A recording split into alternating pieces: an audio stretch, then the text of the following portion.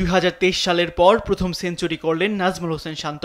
আর 14 ইনিংসের মধ্যে প্রথম 50 ইনিংসকে সেঞ্চুরিতে পরিণত করলেন মুশফিকুর রহিম। তাদের অবিচ্ছিন্ন 247 রানের জুটিতে শ্রীলঙ্কার বিপক্ষে প্রথম দিনে চালকের আসনে বসে গেল সফরকারীরা।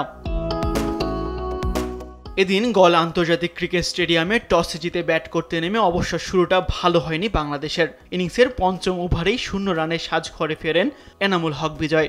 বিশ্বমানের থার্মিক্স রড, সালাম স্টিল থার্মিক্স, দেশের একমাত্র থার্মিক্স রড। তিনি নেমে মমিনুল হকও 29-এর বেশি করতে পারেননি। দলীয় 45 রানে 3 উইকেট হারিয়ে চাপে পড়ে টাইগাররা।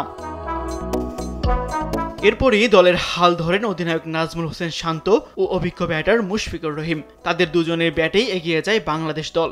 দারুণ ব্যাটিংয়ে শান্ত তুলে নেন টেস্ট ক্যারিয়ারের 6ষ্ঠ সেঞ্চুরি। এর মাধ্যমে টেস্টের দীর্ঘ অপেক্ষার অবসান ঘটল শান্তর। 21 ইনিংস ও প্রায় 1.5 বছর পর সেঞ্চুরির দেখা পেলেন টাইগার কাপ্তান। শান্তর দেখানো পথে হেঁটে অভিজ্ঞ ব্যাটার মুশফিকুর রহিমও পেয়েছেন সেঞ্চুরির দেখা।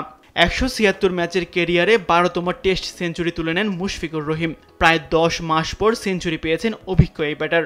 শ্রীলঙ্কাকে পেলেই জ্বলে ওঠেন মুশফিকুর রহিম। গলেও সেটার প্রমাণ রেখেছেন দারুণ ব্যাটিংয়ে। শ্রীলঙ্কার বিপক্ষে এটি তার 4র্থ সেঞ্চুরি, গলে যা দ্বিতীয়।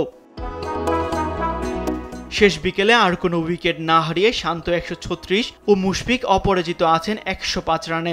লঙ্কানদের হয়ে 2টি উইকেট নিয়েছেন থারিন্দু। তাসবিহ শরণ, স্পোর্টস ডেস্ক, দেশ টিভি।